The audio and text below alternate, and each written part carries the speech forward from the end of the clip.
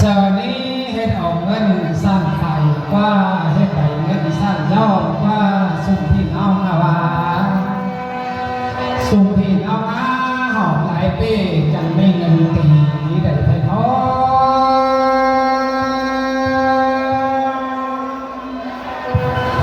มาหอบหนังปีนี้พ่อให้เงินใส่เทนา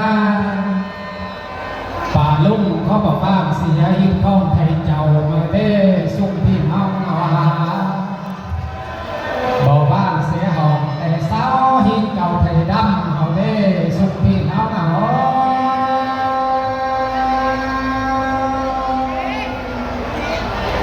เช้านี้จังมีความเก่าเอ้ยป่าลุ่มหลายบานเธอเด้สุ่มพี่น้องอาว่าจังเก่าเอ้ยอาว่าเป็นน้ำหลายบานสีเหลืองมาเด้สุ่มพี่น้องอา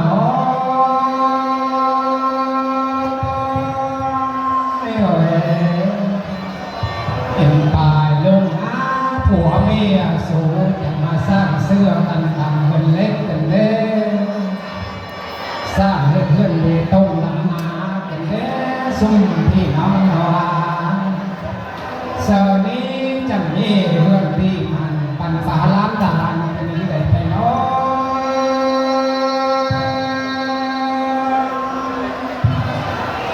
พระโตตาปากสาแวดสาเรื่องกันเด้สุ่มพี่น้องเราอินตายลงมาสร้างให้เพื่อนหลังสูงสั้นเงินเสื้อพยาบาลวันนี้ได้ไปเนาะ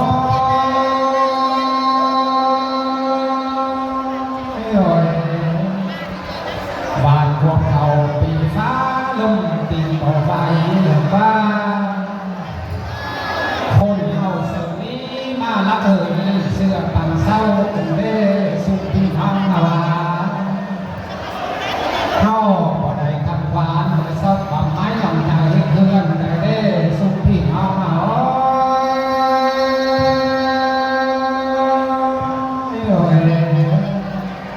เฮาบ่ได้ดินโพลงโพไปซอกความไม้ลำหลวงเฮ็ดสาวดังหน้าสุขพี่น้องนาว่าสุ่มพี่น้องอาเฮาบ่ได้มาซอกกับไม้ผัวท่าได้เด้สุ่มพี่น้องเอา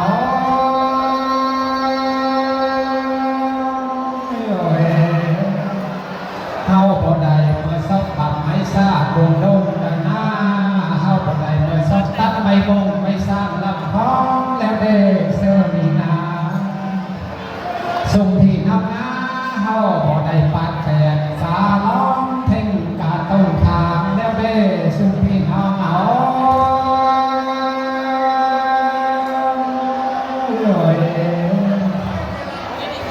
เอ็นป่ายลงน้ำสู่พ่อสร้างให้เงินหลวงบ่หาไม้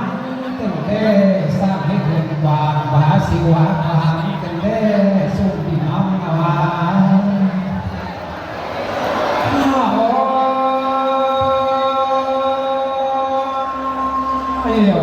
เสาซื้อลื่นเสื้อก่อล่างเด้ขันเสาหลวงสั้นลื่นเสื้อก่อเท้าตึงเด้สุขพี่น้องนาว่าอันนี้แล้วจิตมันตึงแกนไม่โกวัฏาเรียกว่าสุขพี่น้องเอา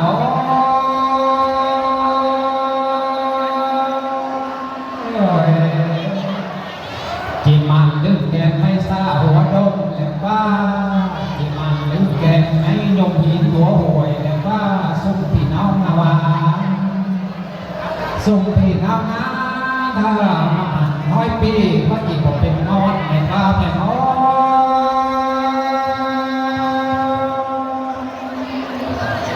นมันทอดสาวส่วงว่าจิตผมเป็นแม่เรียกว่าสุขพี่น้องนาว่าเสนี้เฮาบ้านต่อปูนั้นไปหามันเป็นบาเนาะสุ่มพี่น้องเอา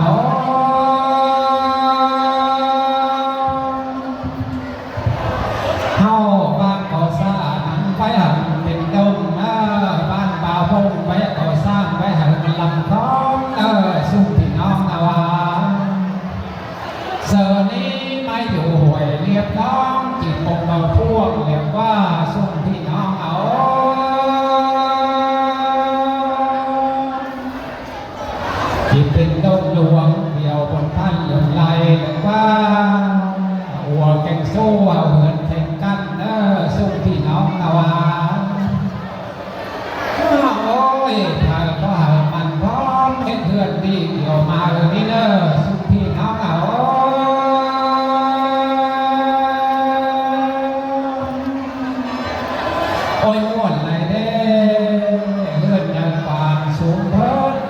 สอบเห็นเงาเด้สุขพี่น้องเอาว่า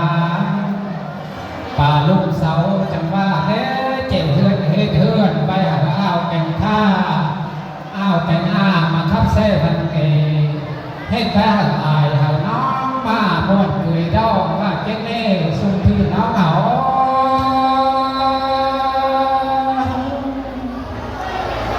หาโอ้ยมาเยอะปุ่นแก่งบ้านห่วงสี่บอกเขามาเยอะอายแก่งน้องทุกเอาบานสิบเฟืองเอามาครับเซ่บนส้มเสจอนเสียงคงเกี่ยวเสียงท้องอิงหันมอกนี้เลยแต่น้อยโอ้ยม้วนเลยเด้สุขพี่น้องเอาว่า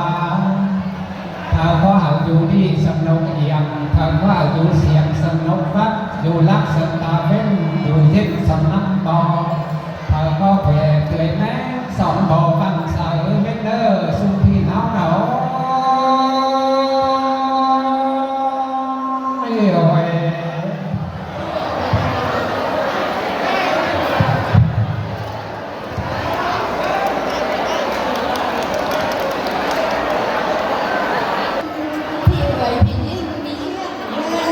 ที่สองเสียงที่คอสุดส่งเป็นเอาน้ำสปอนเนอร์เป็นเพราะกันหัวใจก็คือว่าคอยนั่น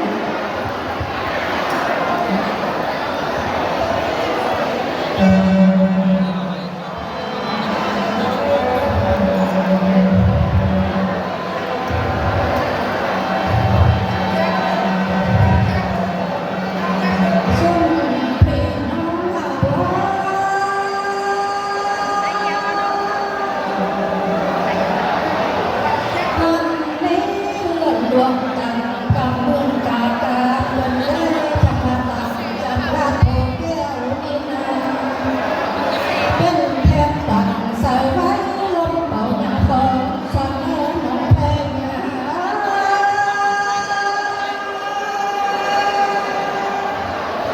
วันนี้เลือดหลวงหน่อยคำฟ้ารุ่งสางแผ่ว่ากันมาตังรวมป่าแจ็คสันปุ่มหูลุงตาดีนาเห็นทอลายคำเศร้าฟังเขียนแสนซ้ำกันแน่น้องลาสายแพงเผอฟ้าสู่มันกาวล้างสมดำเมืองเอียงเฮาเนินสมพิน้องเธอเห็นมาเกิดยังเดือนดวงจันทร์กำเมืองปากเพิ่มแท้ได้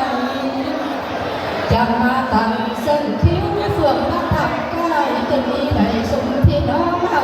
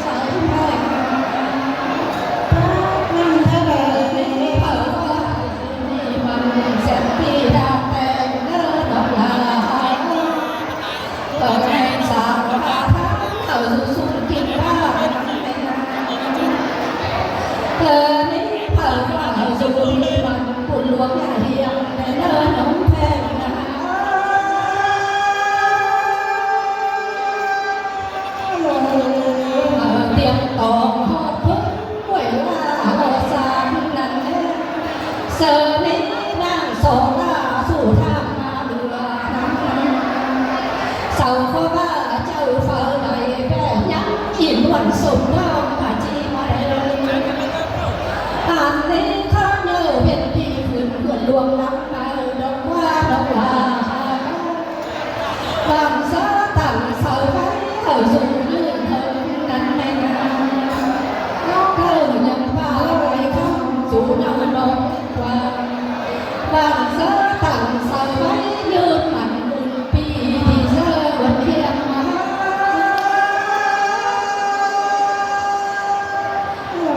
nên gì mừng đi có chẳng đi xưa biết đâuเห็นเท่ากับหน่อยเห็นเพียงก่อสองเห็นคู่เห็นเท่าปากตาเนี่ยจะมาเป็นลายคู่ตรงนี้แต่น้องนาเอ้ยถูกปล่อยเพื่อนยังไงเลยบนกันเด้อนอนนะดอเห็นเท่าปากตู้จะมาเป็นลายร่วมเพียนเสือกันเด้น้องแพ้เงินhậu gió khói ảo đèn nhau chầu ba tháo chủ tịch chồng hương hậu năm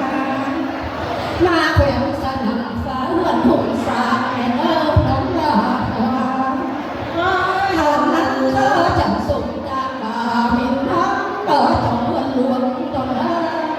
hương ngượt ngồi hương xây lái ta con đi đến sống khó xa khảo sóiพ่อem sẽ biết cần đi để sụp móกันเด้หมดมกสมเจ้าจะมีเลยนะเหลือฟ้าฝนหาลวงจะมีเสือสายสั่งแล้วรอก็ยังตามงานตามการน้ำสวยบ่นำดึงที่แล้วรอสุดที่น้องเอา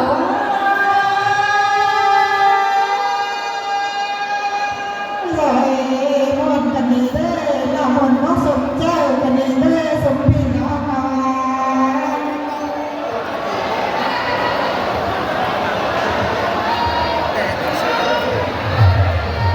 vừa rồi tất cả quý vị thân khách chúng ta đã được lắng nghe với giọng ca của bà Hoàng Thị Lê đến từ